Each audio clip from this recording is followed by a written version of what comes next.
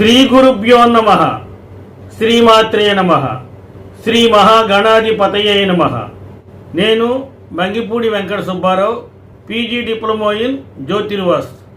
ఈ శీర్షికలో దక్షిణంలో పల్లం ఉంటే ఇంట్లో ఎలాంటి పరిస్థితి ఏర్పడుతుంది అనే విషయాన్ని వివరిస్తున్నాను.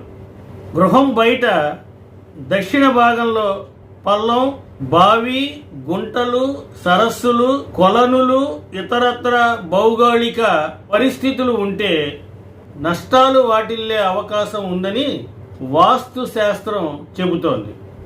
ధన నష్టం జరిగే అవకాశం ఉంది. ధనం కోసం వెంపర్లాడవలసిన పరిస్థితి కూడా ఏర్పడే అవకాశం ఉంది. అయిన వారిని కూడా డబ్బులు అడిగే పరిస్థితి మనకి వచ్చే ప్రమాదం ఉంది. అడగకూడదని అనుకున్నా అడిగే అత్యవసర పరిస్థితి తలెత్తుతుంది.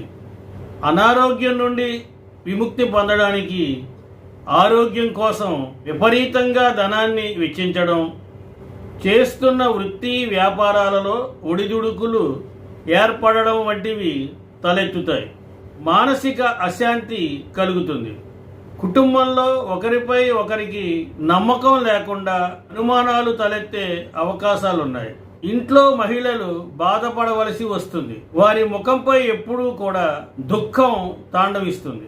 అంతేకాదు, ఇంట్లో పిల్లలపై ప్రేమ ఉన్నప్పటికీ వారిపై ఆ ప్రేమని చూపించలేని పరిస్థితి ఏర్పడుతుంది.